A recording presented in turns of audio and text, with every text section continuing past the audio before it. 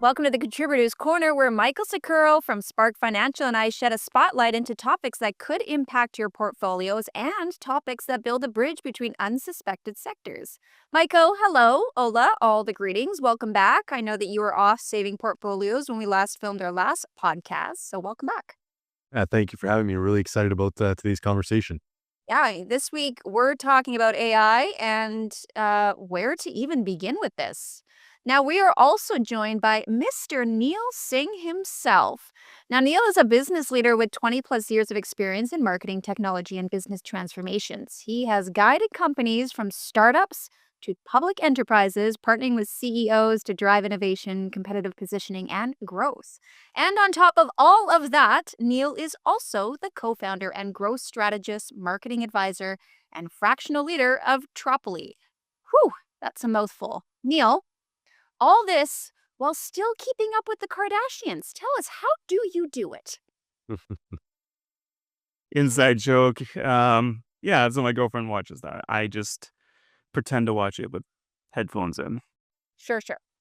Okay, Michael, tell us, what's the top headline trending today in AI? Is it the release of Musk's XAI Grok 3 or more on DeepSeek? Or is it still the $97.4 billion bid that Elon said he'll withdraw from OpenAI ChatGPT if they remain nonprofit? It seems like every day there's a headline after headline. Yeah, well, it's the new technology that's coming out, and I look at it to be like the 1960s, where it's the race to the moon, and this is just a new shiny object that everybody's trying to chase and be number one at. And we saw that. We talked about it a couple weeks ago about DeepSeek coming out of nowhere, turning the market upside down, and then everything readjusting itself. And then Elon dropped his Sunday night. I guess there's something with Sunday nights, the little pre-market. They try to shake up the markets before they open on Mondays. So it's a very interesting topic because it's everybody's talking about it now. AI has been talked about for 10, 15 years, but it's almost, once the news starts getting out and you hear it from everybody and anybody, it's sort of the whole buy the rumor, sell the news. And it's like understanding, where is AI going? Nvidia had their big press conference and they're showing the growth of it over the next 10, 15 years. So I think it's definitely here to stay. And I'm sure Neil could attest to that. And I think it's more about adapting to it now and how you could get in as an investor. Because I still think it's very, very early stages to get involved in all these AI platforms that are coming out every day. Well, yeah, I mean, there's companies popping up left, right, and center right now. Let's look at the viability of AI startups. Is it hype or is it substance? So many AI startups attract investment based on hype rather than substantial tech differentiation. So here's where I'm asking, are they truly innovating or just leveraging off the shelf LLMs? Yeah, I would say it's both, right? So there's a lot of hype right now. Of course, we're in a hype cycle with AI. Um, and then there's some substance as well. So I think at this time last year, there were already over 200 unicorns, AI unicorns, right? And in the market, AI market's expected to reach or surpass a trillion by 2030. It depends on which report you look at. There's a lot of data points out there. But if we're looking at an AI startup or an AI organization, um, to sift through the noise, you kind of got to see what they're working with. Like, are they just a wrapper on top of an LLM that already exists? So, are they just creating features on top of ChatGPT or Midjourney? Those are hype. Those are complete hype because ChatGPT, OpenAI, Gemini, all of these platforms are going to continue to innovate, and they're going to get more and more general in what they do. But if you see a firm that has access to data or has their own data and understands how to work with data, and they can build unique, models on top of that, that's where you want to look at. Also, you want to look at if they actually have the expertise, right? So there's a lot of pop-up AI companies right now, but have they been in the space, for more than just a year or two? Do they have engineers that worked on, machine learning models? Do they understand how AI actually works? So do they have the data expertise, the actual AI expertise, and frankly, the security expertise? Because that's another big one. Yeah, we'll definitely get into that one for sure. I mean, if you think about it, we're seeing it more and more. The barriers of entry to this sector are shrinking. like fast. So open source AI like Meta's Llama or Mistral, they've lowered the technical moat for many AI startups. Michael, maybe you can chime in on this one. What's your thesis on this? How many are actually defensible businesses? Right. So it's looking at like Neil was just talking about how many unicorns there are out there and how many are starting up. And it seems like everybody's popping up. And it's like understanding, okay, who's going to be feasible to actually survive? One is obviously the processing power. And that was the big conversation they had with DeepSeek versus ChatGPT, where ChatGPT is like costs us $100 million to run. And DeepSeek's like, hey, we could do it for $6 million. And then within 1 week, it's like, yeah, with stolen chips. So it's understanding the viability and how long these companies can actually last and what is it when it comes to these startups? Are they burning through venture capitalist dollars? Are they using their own dollars, and how are they actually becoming profitable? So as an example, ChatGPT now has their subscription basis. So you can pay for the pro, and then there's 3 other levels on top of that. So actually generating income. But Neil, I'm curious to understand how are these other companies looking to generate income, or are they just burning through this venture capitalist dollars? Yeah, that's a great question. Again, what is the viability of what they're building? And, what are their GPU demands? What are their energy demands? How big are they going with this? Right. And at this point, I think the viability comes in what value are they providing? It's fundamentals, right? So is it an AI startup or is it an AI startup for supply chain? Mhm. Is it AI integrated with fintech or is it AI for drug discovery? Because there's already a value proposition there that you're just improving, right? And so there's a whole other business model that this AI innovation integrates with. Then you have something to play with, right? If you're creating an AI model for the sake of AI, just what does that even mean? In my opinion, there is no AI industry. It's a technology that permeates all industries, kind of like the internet, kind of like Wi-Fi, and you can build models and businesses on top of that. But today, I think the viability comes in what value does it provide, like whether it's business value or customer value in existing industries, right? Again, I think the AI layer belongs to Microsoft and Google and OpenAI. They're creating the foundation, what I call a foundation layer for all of this. They're gonna find ways to monetize across a general application of AI. But then Right. the startups, the companies that are innovating, what are they doing for existing industries?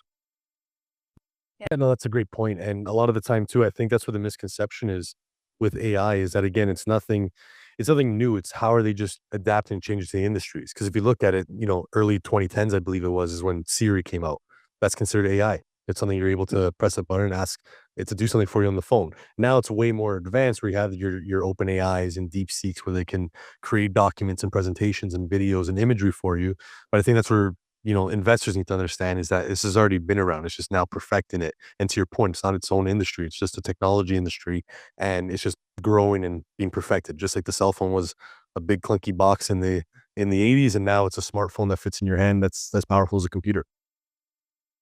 Yeah, even further to your point where you're looking at these large companies that are the foundation. I mean, running large AI models is expensive. That's obvious. Companies reliant on cloud GPU access like Nvidia, Google, AWS, Azure, they have long-term cost challenges. So how are they computing? What's the model efficiency? Is there, you know, someone like DeepSeek? Is this where they come into this? Yeah, I think there's a couple of ways to look at this. So, um, if you look at everything that's going on with the technology of AI, I see a couple of layers here. So, what you could call an application layer, we're talking about agentic AI, for example, that these AI autonomous agents, GTP powered apps, some of the wrapper stuff. These are some of the applications that are coming out. Um, as we discussed earlier, just a foundational layer, the LLMs, they've done the work of scraping the entire internet, and provided this foundation. If you go even deeper, then there's a structural layer, the hardware, the GPUs, the chips, the data centers. And I think this is what you're trying to get at, but this is exploding too, right? There's a lot of incentives from governments to like expand on this. There's a lot of investment coming in from the big tech firms and expanding their data centers in order to be able to provide the computing power behind the demand of AI. And there's constant innovation there. There's innovation of the GPUs, there's innovation of the data centers themselves, but they require an enormous amount of energy. So this is why you're starting to see the likes of Microsoft, starting up 3 Mile Island again, Amazon investing in a power plant. So we're going to continue to see a lot of capital in the energy sector due to this demand as well, and some innovation there as well, right? So um, for example, the current grid is not going to be able to handle this. There's already issues. There's like brownouts and blackouts everywhere. So the introduction of better transmission lines, microgrids, battery storage, back to nuclear, and nuclear startups and smaller nuclear plants that are more viable. We're going to see a lot of growth and innovation on that side. We're already seeing it. Well, I mean, let's trail this conversation over then. I know that you mentioned a little bit about the obvious, and that, of course, is what everyone is talking about. And the concern about is cybersecurity. I mean, with due cause, really, cyber threats and attacks, they're scaling and getting even more sophisticated with AI. So, yes, there's AI driven threat detection and quantum resistant encryption. However, is this enough to raise confidence? I'm arguing not quite yet. Yeah. The idea that you could record somebody's voice, call their parents, and ask for money is very scary, Scary. right? Um, and on the other end, there's the whole,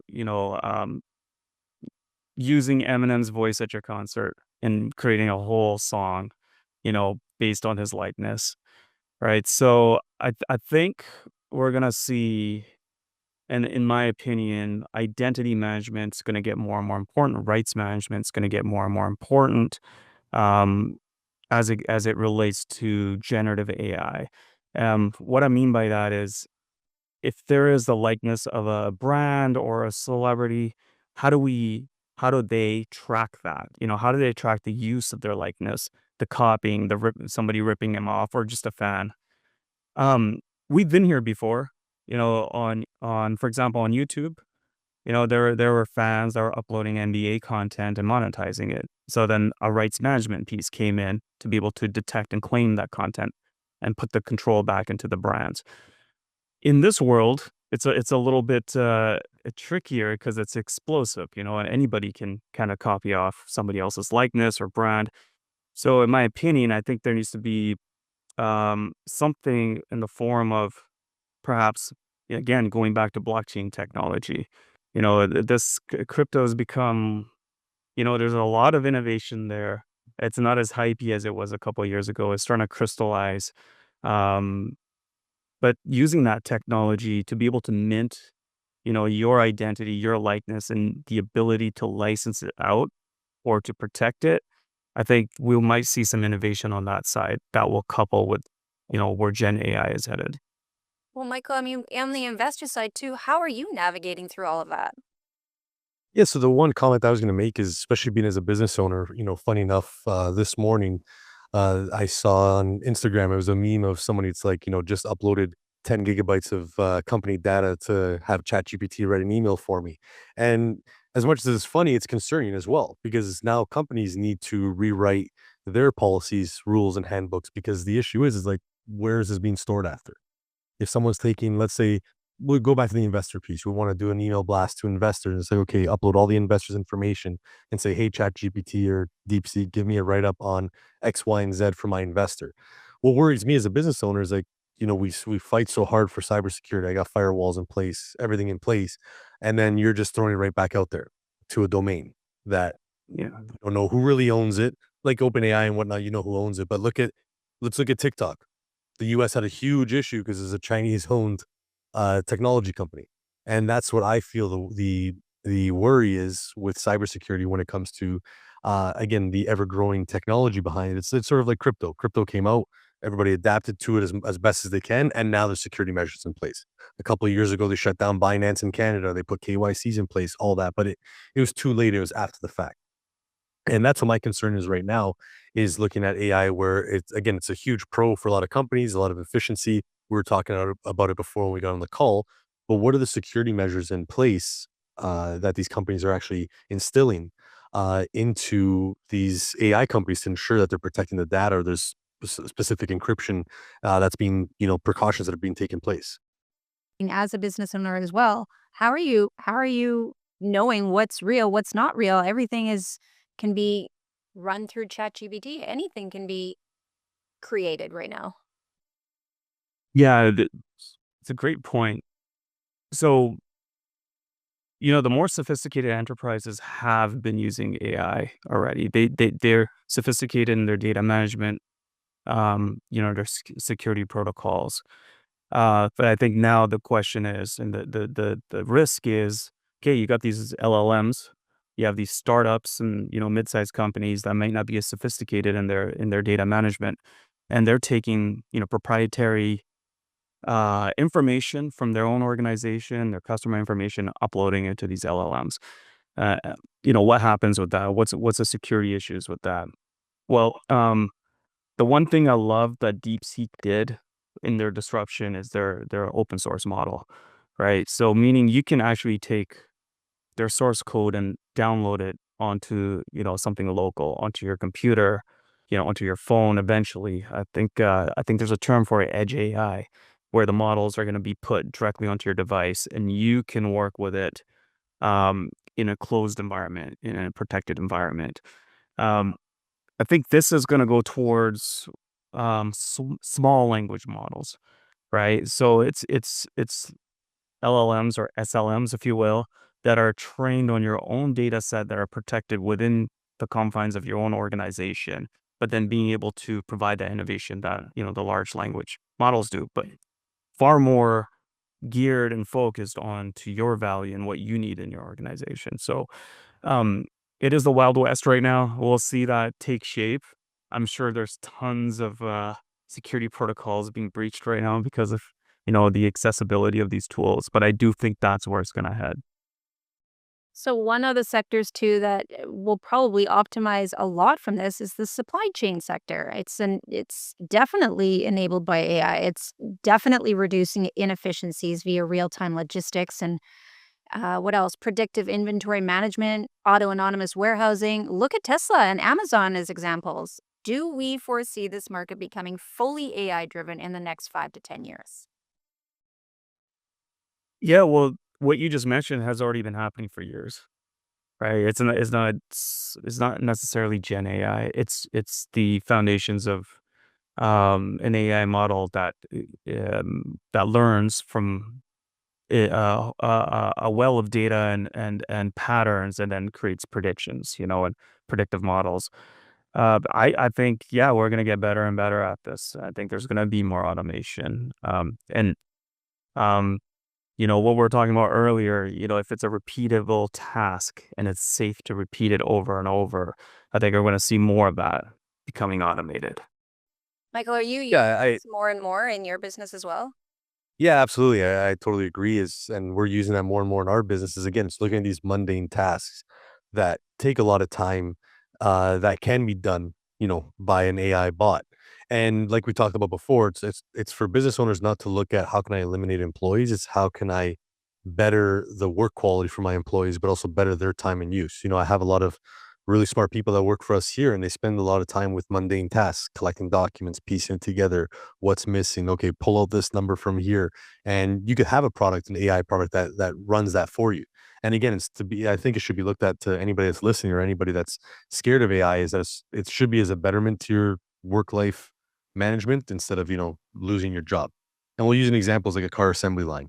Ford was the inventor of the assembly line, and they found now they have the robotics, and they're, lower quality cars. So they use the robotics to put them together. And as a business owner, you could look at two different models for that. You could have your assembly line and then someone that runs it, or you're creating new jobs for technicians for the robotics, whatever it may be. Or you could flip the script and say, hey, we're Rolls Royce, we're Lamborghini, we're Ferrari, where we still hand make the cars. So our price margins go a lot higher. So I feel like there's a lot of people have to take out the pessimistic look on the AI and just look at the optimism with their employees or with their product, and just say, "Hey, I got offer a higher quality product at a higher budget because we don't use AI, or I could offer a budget product that's going to be a lot faster, a lot more efficient, and I could offer more jobs to my employees as well. Yeah, I think there's that use case you kind of touched on that nobody talks about is augmentation, Hmm. right? So we if you're a firm and you've implemented AI to make it more efficient and make your processes better, kind of like what you're saying. Now, do you go ahead and cut employees, or do you utilize them and their intellect and their experience to enhance what you're doing? In my opinion, that gives you a competitive advantage, right? We hear about in the news cycle of Meta cutting off 10,000 jobs or whatever because they're investing in AI. I still think they're bloated from COVID, but Hmm. to each their own opinion there. But Yeah. um, they're huge. These are massive companies. There might be some efficiencies that they're kind of carving away at. But I think if you're a scrappy startup or if you're a mid-sized company, utilize AI as a competitive advantage, not a cost-cutting measure. In the media industry too, in my position, we look at AI and we're like, oh my goodness, that's it. We're going to be obsolete. One thing that AI will never ever replace is the experience. They are a computer. And so even doing what I do, yes, Chat GPT can help me write this or do this or whatever, or prep me, whatever. However, it's the face-to-face or the voice-to-voice contact that AI will never ever be able to replace no matter what. They're generated by just prompts. So, you're right, Michael, when you look at you're not looking to replace your employees, you're looking to better them or better the experience for your clients and your customers. So I can see that really being a huge benefit for me in the media, for anyone in the media, for so many companies going forward. One of the explosions AI has definitely done so many times over and over again is they fuel demand for better data structuring. They fueled the better compliance, the GDPR, the CCPA, and it has also fueled AI model explainability. With all of this, let's be honest, there's also the legal and compliance tech side of things, AI driven contract analysis, fraud detection, regulatory compliance automation. Do we agree? I'm going to put this out there that these are all becoming key cost saving tools for enterprises, or is this just making more work, taking back, more, security measures that we all have to double check around all of it? I think it's both. Again, I think you make a very good point that this will harden some of our security measures. And if you're a small company, maybe you should, if you're handling data, maybe you should be looking at SOC 1, SOC 2. If you're in healthcare, maybe you should be understanding HIPAA. Like, some of these frameworks are out there for a reason. It just goes back to our earlier conversation. You're investing in a AI startup. Well, what is their competency around security? Are they in a highly regulated industry? Are they in finance? Are they in legal? Are they in healthcare? Are they just innovating and making something cool, or have they taken the steps to be compliant and navigate those frameworks? I think as AI continues to explode, this is going to be on all levels, from the corporate world to the government. There needs to be an advancement in our security protocols and frameworks. So I agree. Like, we'll get more effective, we'll get more innovative, but then I think we're going to have to get more secure at the same time. Yeah. Michael, what do you see? Yeah, I totally agree, and I think it does help with the security. Just to give a little bit of insight in our space here, we were working with a new tool last week that we had to adopt, especially with all that happened in 2024 with TD, with the whole anti money laundering. So in the talking about compliance in the finance sector, FinTrack, all this anti money laundering, AML for short, has been the big topic of interest. And there's been a lot of training that we had to do as the licensees, and I had to put my employees through as well. But I think it's gonna better our industry, and as an example for that is I was playing around with one of the tools last week, and I have you as a new client, whether you're an investor or borrower. Now it's as simple as I send you a link and I say, "Hey, Neil, here's the link. Take a picture of your ID and take a picture of your face." So that's check 1, and it tells me, "Hey, is this actually Neil or is it not?" Because especially in our industry, ID fraud is huge. Because again, so everything is digital now, You could do DocuSign. So it's great. I spoke with Neil, but I don't know if he's using somebody else's ID. I never met him in person. Through COVID, I'd say 85% of my transactions were online because nobody wanted to meet you in person. So I only knew what my clients looked like based off their ID. Now to go one step further, they have another technology. So I send another screening in, and what it does is a PEP check, which is a politically exposed person, does a sanctions check, does a news and media check, an adverse media check, and again, in 1 minute, it scrapes the whole internet and says, okay, Neil is not a criminal. He's never done anything fraud. He's never done this, never done that. He's not a politically exposed person. He doesn't invest in politically exposed companies. Here's all the companies he owns, and here's any countries that he's sanctioned from, or he's not sanctioned from any country. And then the one step further now is instead of you giving me your bank statements to show me proof of income, again, I send you another link and it says, hey, sign into your TD app and then choose the bank statements you want to share with me. And then within 1 minute, it tells me if they're if they're not fraudulent or not, because they're going through the banking system. But it helps us prevent fraud because it's very easy for people to provide fraudulent statements. But it tells us saying, hey, here's his proof of his 90-day history. We see his deposits from October 1st to February 1st. So there's more than enough money, no red flags to be waived here. So I think it's been great for our sector, again, for efficiency and to just protect ourselves as business owners. Because especially in the mortgage world and the investment world, there's a lot of money that's being moved around for the sake of money laundering purposes, and there's a lot of fraud when it comes to mortgages. Where that's why title insurance came to play after 2008. There was a gentleman in Etobicoke here, just west of Toronto, that somebody had put 11 mortgages on his property. So all he needed was a mortgage agent, a realtor, and a lawyer. So all of these preventative measures are making our industries a lot safer, and I feel like it makes clients a lot more comfortable. Yes, it's a bit of adapting to adjust to. I had a 72-year-old client, and it was a bit of a pain for him to take a picture of his ID and then take a picture of his face. But I think these measures need to be in place to move forward in the digital world. Because again, like we talked about cybersecurity, it's moving so quick that we're not able to adapt. And without these tools, there's going to be someone that figures out how to break into the system and take down your business or steal or whatever it may be. Okay, hold up. What happened with 11 mortgages then? Nothing. That was the issue. There's no such thing as title insurance. So what happened was the property was over encumbered by 11 mortgages, and nobody had known about it. The realtor just kept, or the realtor had access to the property, so they gave them access to appraisals. The mortgage broker and the lawyer just kept registering mortgages and hiding the other ones, so they just kept getting funding, and then walked away. And the poor old man was left with 11 mortgages on his property and nothing to fight about it. That was just one of the case studies we went through when we go through our broker course. Sorry? Could AI have helped any of this then to be flagged so that Oh, 100%, because the first thing would have been now with title insurance, there's one program that I know the lawyers use called Treefort. So if you're docu-signing, it's not just a matter of docu-sign. To get access to the docu-sign, they have to text you a link, and then on there you have to take a 30-second video call. And it makes you look side to side, up and down, look at your ID, and then it says, okay, this is Lindsay. Here's a docu-sign. Now you could sign. Because what happened during COVID was everything shut down. Everybody had to adapt quickly. Well, there's none of this technology before. So how do I know that I'm meeting with Lindsay? Even if we did a Zoom call, it's still very easy to fake that. Yeah. So now these programs have come out, and again, it's bettered our industry, because going back to the mortgage broker and investment industry, it was very old school, had to be come in person, wet signature, and all that stuff. Which now I can work from anywhere in the world.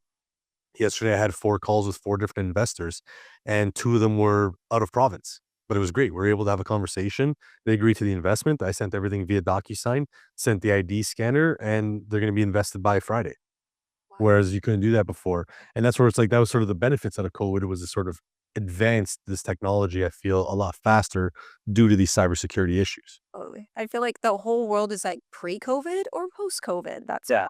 right now for sure. Let's flip to healthcare, Neil, and I want to talk about healthcare AI and biotech. We see AI in the diagnostic imaging, in drug discovery with AI-driven molecule simulation, and in personalized medicine. So I believe they're all still new in the sector. Yes, they're progressing. However, yes, they hold high potential. Do you agree with this or do you not agree with this? I think this is very exciting. Um, I don't think it's that new though. If you look at IBM, they've been training Watson for a better part of a decade, maybe longer. And it's trained on millions of data points and helping doctors um, identify diseases through predictive patterns. It's not going to replace a doctor, but there's been a lot of work done on this on the enterprise side. Um, very very I mean, with today's models, like it's scary if we had ChatGPT telling me what's wrong with this mole on my chest or whatever. But I think if we can get to a point where we're confident in the signals and AI is able to really really detect changes in our physiology or read blood samples, and there's regulation that helps push this along. I think having our own, health detector on our phone would be amazing, up to a certain point. We still want to get a doctor to navigate us through any sort of illnesses, but at the same time, if there's a way to be more proactive, the healthcare system's all about reactivity, right? It's about you're sick, let's fix it, but it's not about proactivity. There's a way that AI enabled processes or AI enabled applications allow us to be more proactive with our health. That would be a fundamental shift in our society, right? And I think it just depends on the institutions and depends on the regulation. But I'm excited about things like drug discovery. I've spoken to a firm recently that literally creates a digital twin of a human body and an anatomy, and where they do drug discovery targets and tests on this digital twin without having to test on a real human. So stuff like that excites me. So you also the generation has to be open to these new technologies as well. If we look at our parents or our grandparents, I don't think they're going to be looking at AI as a trusted source for their medical advice. A lot of people are still going to think, I'm seeing it on the computer screen. This is no better than WebMD that's going to tell me that I'm dying or something. And so the generation has to be open to it. And I think it's our generation that's open to that movement forward, saying, okay, let's give it a go. And if it's a lot more precise and they can do things like, you know, what you just mentioned and not have to test on humans, not have to test on animals, I think that that's a benefit for sure. Yeah, I mean, if you're looking at our devices right now, Apple Watches, for example, and the level of detail it gives you on your sleep cycle, like I think that's incredible, right? And some of these devices, to tell you, to give you guidance on behavioral changes so that your health improves. If this is the direction, you know, I'm excited for it. I think that's amazing. But I agree with you. You know, Growing up, I read a medical book for fun and made me a hypochondriac. And then, yeah, if you search WebMD too much, you think you have every single disease in the world. So Research what there's that. always die. At YCD is like guarantee you're just gonna die. Everyone's dying. Either that. Okay, so why don't we touch a little bit on the energy and infrastructure sector? And, Michael, maybe you can lead us on this one. Let's talk data centers as energy hubs. We're seeing AI workloads driving massive demand for high performance computing, HPCs. Data centers pushing investment in cooling tech, module designs, and energy efficiency. What would be the drawback of all of this? Well, the drawback is infrastructure, and it goes back to the conversations we had earlier when we spoke about Bitcoin, we spoke about EV cars. It all leads to the same conversation, and Neil had brought it up as well. It's the infrastructure of the power grids that we have. If we look back a couple of years, look what happened in Texas. They had, a frostbite that came out of nowhere and shut down almost the whole state for a week, 2 weeks, causing millions and millions of dollars of damage. So it's like if a state as sophisticated as Texas, where a lot of these companies manufacture, can't handle some frostbite, how are we going to handle all these EV cars? How are we going to handle all these Bitcoin mining machines? And now how are we going to handle all these GPU units that need to run? And I know there was an article a couple weeks ago that came out with Kevin O'Leary, who's looking at raising about 20 billion in capital to start a data center hub in Alberta to make Canada more sufficient on data mining and the energy transfer, cooling and whatnot. But again, it comes down to infrastructure. Is the technology moving too quick and the infrastructure not moving fast enough? And that's what the general concern is right now, is that again, looking at these grids, are we going to blow grids by having too many car charging ports? They can't even handle charging your electric cars. And now we're going to bring on more GPUs, more infrastructure when it comes to crypto mining or whatever it may be. Okay, well, let's do a shout out to Kevin O'Leary. Kevin O'Leary, come on the show, Contributors Corner. Let's hear all about your innovation. Neil, what do you think? Yeah, that's spot on. I think you asked a question like, well, what's the drawback? I'm gonna get to that in a second. Just to add a couple stats on this. I think ChatGPT, again, the stats vary depending on where you look, but ChatGPT has about 200 to 300 million weekly active users, about a billion inquiries daily. Each one of those inquiries creates inference, meaning that it uses energy to produce an outcome. Each one of those produces 10 times more energy than a Google search. There's one Google, there's a Bing, there's not too many other search engines out there. There's explosive growth in ChatGPT, and then you got the likes of, Anthropic and Gemini, and it's going to continue to grow, and there's still more adoption to happen. That creates enormous energy demands, right? And so there's a couple comparisons out there. For example, using ChatGPT, the usage over a year accounts for about 20 to 30,000 homes powered over the course of a year, right? And again, this continues to grow. I think it took about the amount of 150 homes powered for a year to train ChatGPT 3. That was an old model, right? And you're seeing the bifurcation of all these models going forward. And so that is a lot of computing power. That's a lot of energy. And yes, so there's innovation around data centers. They continue to grow. There's a lot of investment happening there. And then going down to the grid. Yes, there's problems. The grids are a lot of grids are outdated, you know, um, given our current energy demands.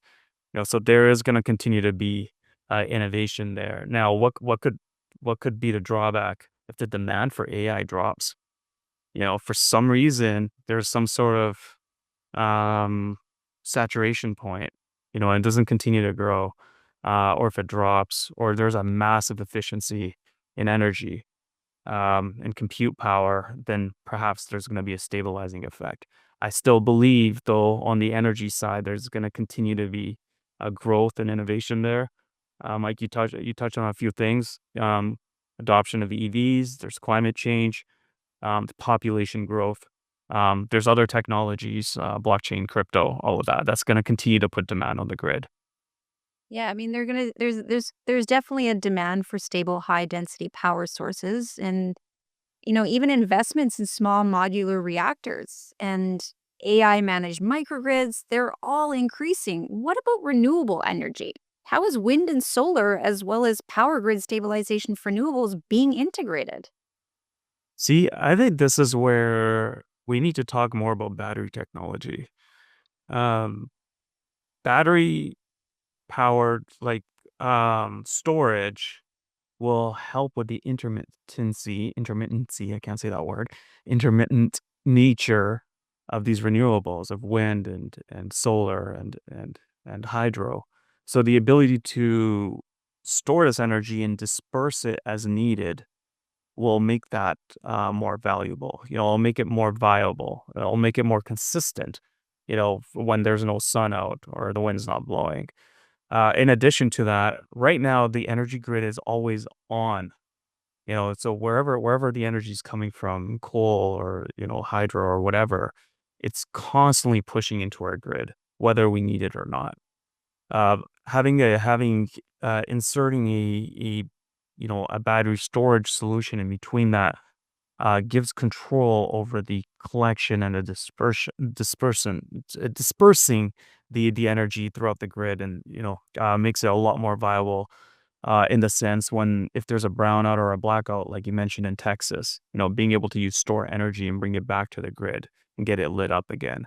So I believe there needs to be more discussion around this. There needs to be more investment into this, more innovation around this sector. Michael, what do you have to add? I think you hit the nail on the head with all that. Is again going back to all the conversations we had. There needs to be more innovation in these sectors, but on the investment side, again, it creates a great investment opportunity. So when people are looking at Nvidia and DeepSeek and all these different options of where they can invest their money, and they're like, I'm not completely sold on it yet. You could look at these outside alternatives. So look at the cybersecurity companies, looking at copper, because again, copper is a huge conductor of this electricity of all this renewable energy. Looking at renewable energy companies. Funny enough, I was using ChatGPT. I was playing around with it to give me stock options, and I was playing around with $1,000 to see, how what it could gain, and what gains could come from ChatGPT giving you stock advice. And a lot of the companies it's been talking about for this whole month has to do with oil and renewable energy and lithium. Yeah, So it's always a good one. if ChatGPT is telling you to buy it, you know what I mean? But, all jokes aside, though, it's for investors is to look at these other companies. So again, if you feel like, NVIDIA's out of your reach now for investments, Microsoft, whatever it may be, it's okay, look at what these companies use to get to their final product. What goes into building that GPU and the CPU? Well, there's gold, there's nickel, there's lithium, there's copper, so many different, pieces that go into that. And then again, like we talked about the energy sector, all these infrastructures have to be created. So all these, your Suncor, your Enbridge, your Power Stream, these stocks, it's inevitable that they're going to have an increase because they monopolize the energy, at least in Ontario, let's just say, not even looking like across Canada, they monopolize the energy sector in Ontario. So it's just inevitable that if these products take more energy to be consumed to run, energy sectors are just going to increase. Okay, so what's our closing thoughts then? AI's impact isn't just software, it's restructuring markets, industries, and infrastructure. I mean, I see the next investment wave will be not just in AI models, but in the foundational systems, like you mentioned, Neil, where power, security, logistics, those are all taken into effect that AI depends on. What do you guys think? There's a saying that every company's a tech company. Well, every company is going to be an AI company. So again, it's a permeative technology that's going to integrate with everything. And I'm excited for it, but it's the adjacent industries in the short term that we should look at, just like what we're talking about around energy, cybersecurity, and what it's doing, how it's transforming other industries. Michael? I think it's here to stay. It's going to be forever growing, and I think there's a lot of opportunities for business owners to start again these companies that don't necessarily have to be tech geniuses and coding geniuses when it comes to AI, but can understand the IT aspects, the healthcare aspects, the cybersecurity aspects, the infrastructure aspects. So I think it's just shifting your business's mindset to not only adapt to the AI model, but also adapting to the type of services you're providing. So let's just say a construction company. They could look at switch and pace from, building homes or whatever it may be to really honing in on building the infrastructure to create these power plants, to create these GPU stations, whatever it may be. So I think, like Neil said, and like you had said, it's here to stay, and it's just a matter of being adaptable to it, just like anything else in these emerging markets. Well, I have one more question though. As this evolves and as AI becomes more and more integrated into companies, from sector to sector, will there need to, you think, be a special department that is just used for AI, or are they going to incorporate their IT departments into their AI development? I don't know. I'd say in the short term, there'll need to be either an AI specialized team. Like if you're an organization, you haven't used any sort of AI technology, you should take a very small nibble before you take a big bite of it because it does transform your organization. So you will need specialists, AI engineers, AI product managers, etc. Over time, I think it's going to be a competency that blends into uh, cybersecurity of your cybersecurity in your organization, marketing in your organization, operations, your IT teams. I think it's going to be a part of every department, HR department, all of them, right? So it's I think, and again, each company's different. There will be there will probably still be a team managing the data, innovating there. But the applications, I think, are going to be spread throughout the organization. Well, you can personalize the prompts as well, too. Is that correct? So with every company, I mean, you're going to want somebody at least there that knows how to evolve the prompts as the company evolves as well, right? I think it depends. It depends on what you're using it for, right? So if you have a marketing team, um, you probably want to train your agent or your AI tools around your brand and your messaging and all that, and then you can leverage different prompts throughout that. I don't know, if you over standardize the prompts and you kind of lose the creativity around that. So I think there'll probably be a give and take between both standardization and just openness around it, using it. Michael, what do you think? I think for the short run, it's going to be utilizing, the internal IT teams, also our own team members, just sort of figuring out and taking, like Neil said, little nibbits, out of it and nibbles out of it. Sorry, to figure out how to use it. But I think long term, in the next 5 to 10 years, we'll probably start seeing school courses on it, college courses, university courses, or private courses and then a job created just called an AI consultant. There already is AI consultant agencies out there, but an AI specialist, because again, it's just like anything else you do. You hire an investment advisor for your investments. You hire a marketing agency for your marketing. You're not going to figure out AI, especially if you're from an older generation. It's new technology to you.